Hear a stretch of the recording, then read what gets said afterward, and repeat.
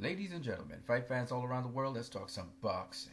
So we're looking at predicting fights. Will they be exciting, boring? Will they be mismatches?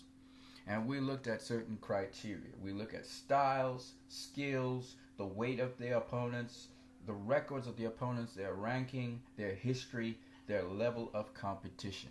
And we're going to go into the second prediction that we have for this week, Friday, on the card in the Sands Casino Resort, Bethlehem, Pennsylvania, USA, on ESPN2 Friday Night Fights. We're looking at Donovan Dennis versus Razvan Cojanu. It's a heavyweight bout.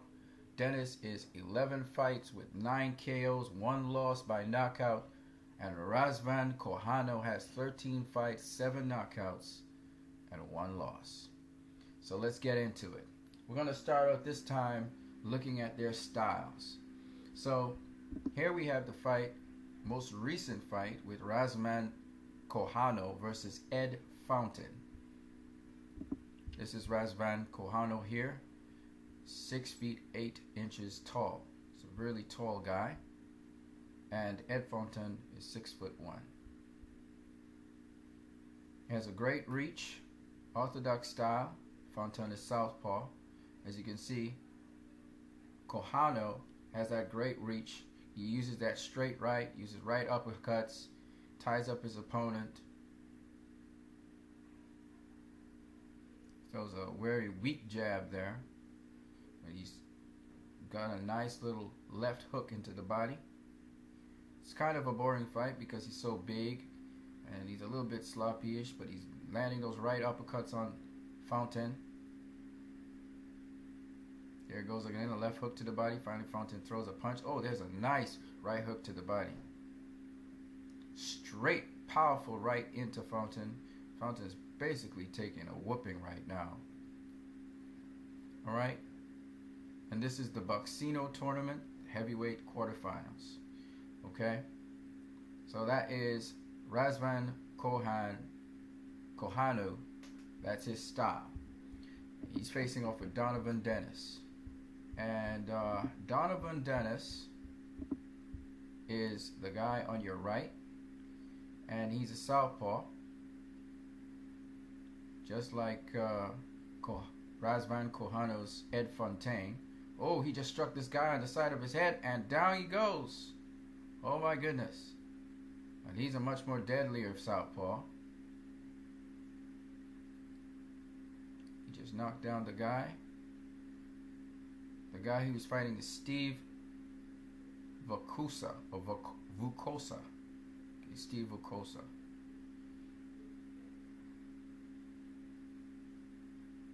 Alright. So those are the styles. Got a really sharp shooting lefty there. And we have a big towering righty fighting a lefty.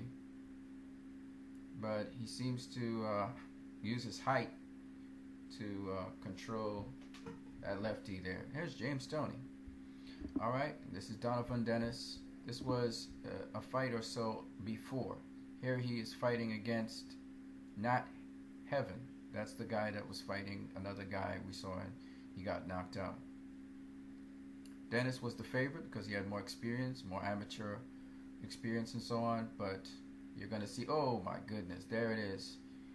He's always susceptible to that straight overhand right, and there he got knocked out with that straight overhand right. So Donovan Dennis has some kryptonite, okay? And Razvan Cojanu, that's what he does. He lands that straight right, and here it comes. Dealing with the southpaw. There's the straight right. And then he uses some hooks. Alright, so let's look now. We see the styles. We see their skills. The more skilled fighter, I believe, just by looking, is Donovan Dennis.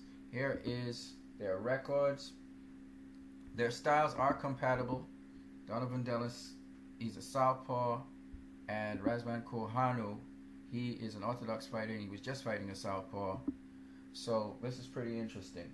Now, in terms of their records, Donovan Dennis got knocked out with a straight right. You just saw that there.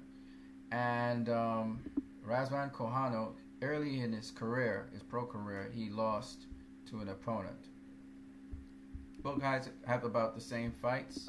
Razvan Cojanu is a much more boring fighter. His style's kind of boring.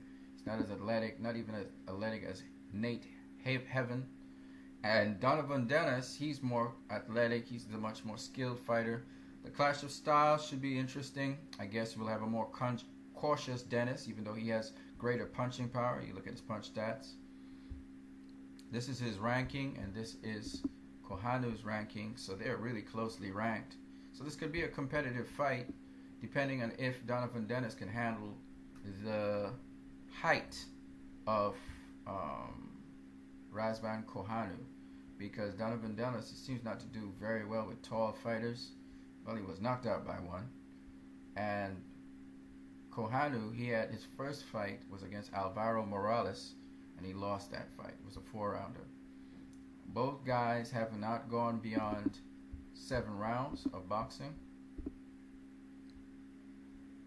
Okay, so it's pretty interesting. This is actually it could be a competitive match. It could end in a knockout, even though Razvan Cojanu is not really known as a knockout artist. 50% knockout ratio. Donovan's more likely to knock out his opponent. Donovan needs to pay attention to the overhand right and the straight right. That's what basically knocks him out. And he's a decent fighter, except for his loss to Nat Heaven. He hasn't really lost a fight, and he just knocked out another opponent. He seems to be dominating. He knocks out a lot of people. So we don't know. We'll see what happens with Donovan Dennis versus Razvan Cojanu. But the other points was the record. Their rankings are about the same. Their history is a little different in that Cojanu hasn't been knocked out before, but Donovan has. So Donovan is susceptible to get knocked out. And the level of competition is about the same.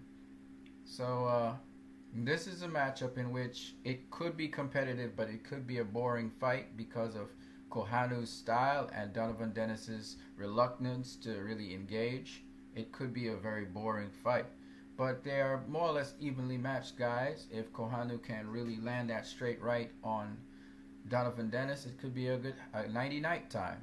But does Cojanu have the power to actually execute that? I don't know. So it could be a hug fest, or it could be one in which a knockout actually happens. So we'll see. Donovan Dennis definitely has the pop to knock out Cojanu. The question is, will he get caught with the straight right? And the other question is, will Cojanu allow him on the inside to be able to make that happen? So this fight looks like it could be a boring fight. It's definitely a competitive fight. So it could go either way. It's a kind of fight in which you can decide whether you want to actually watch it or not. So that's my take on this one. You guys have a good day.